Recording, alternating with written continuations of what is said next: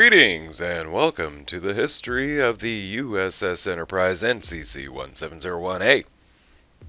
In 2286, the Enterprise A was commissioned at the San Francisco yards on stardate 8442.5. She was launched from the Earth Spacedock on the order of the Federation Council, in appreciation of Captain James T. Kirk and his crew's effort to prevent the whale probe from devastating Earth.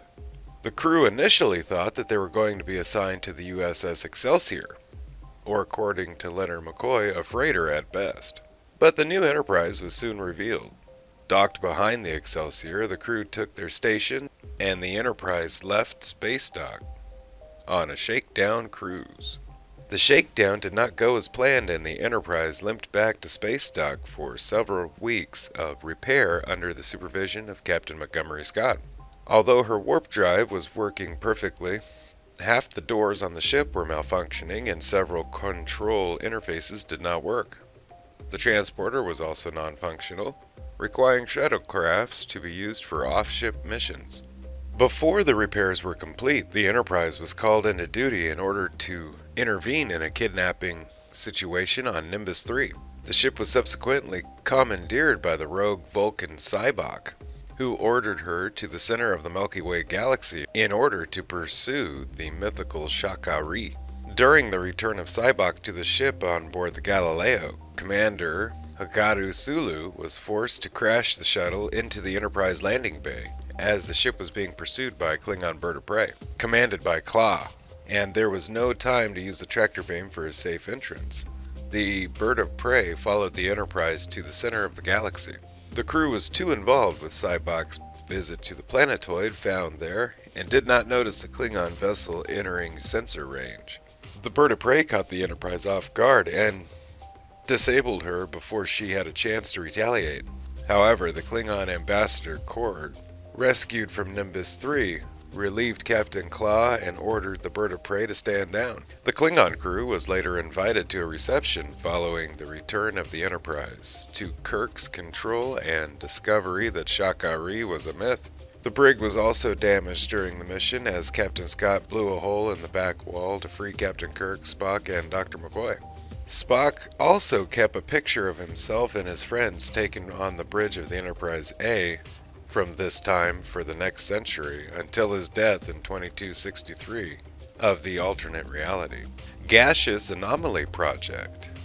Starfleet began a fleet-wide research project into the investigation of gaseous planetary anomalies in the early 2290s. The Enterprise was one of several starships to be outfitted with advanced equipment for their study. In 2293, the Enterprise was due to be retired, along with most of her command crew.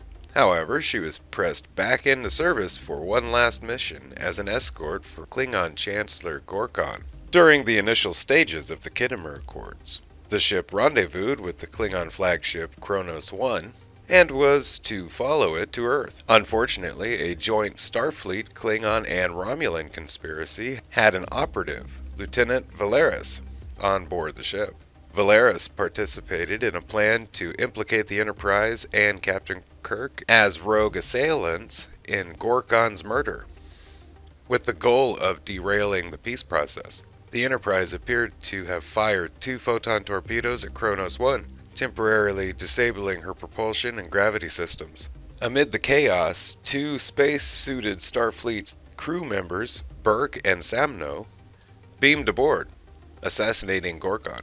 Valeris altered the ship's records to make it seem as if the 2 torpedoes had been fired. The torpedoes actually came from a cloaked prototype bird of prey directly below the Enterprise, which had been modified to fire while cloaked. Kirk and McCoy were arrested and tried for the murder and sentenced to life imprisonment on the penal colony Rurapente. Valeris also provided Kirk's log entries from the Enterprise to the Klingon co-conspirators to further implicate Kirk. The Enterprise was ordered back to Earth, but Spock ignored the orders and indicated an investigation on board the ship. He discovered evidence which linked Valeris to the conspiracy, despite her best efforts to sabotage the investigation.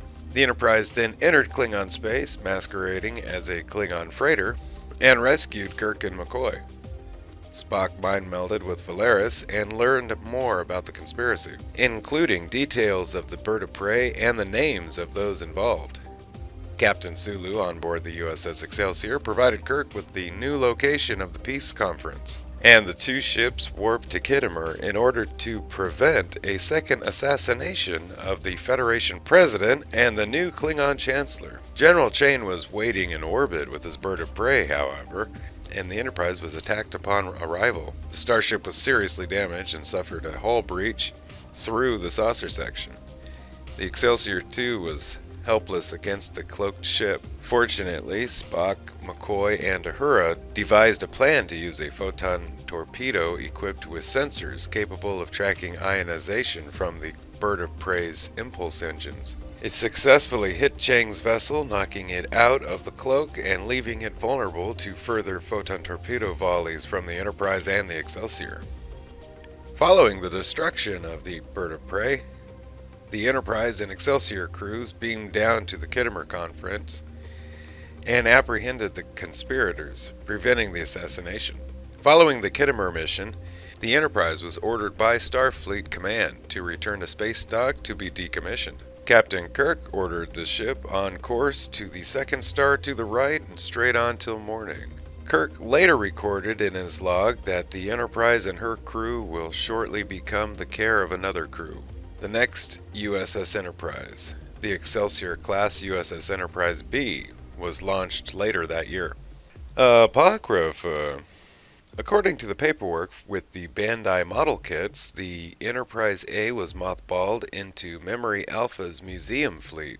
Scotty's comments and relics would seem to support this. In the comic TNG Special 3, the Enterprise A was on display at Starbase 122 Starfleet Museum in 2369, where it was visited by Montgomery Scott after his rescue from the Dyson Sphere in relics. According to William Shatner's novel, The Ashes of Eden, the Enterprise A was sold by Starfleet to the defense forces of planet Shar, who appointed the now retired James Kirk as its commander. The vessel was later destroyed in the corona of Shar's sun during the battle with the Klingon battlecruisers. These events are later referenced in the novel Cast No Shadow. Thank you for watching the history of the USS Enterprise A. Special thanks to Memory Alpha for providing all information you heard today. Don't forget to like, share, and subscribe if you can. If you already have, thank you, and have a nice day. Bye-bye.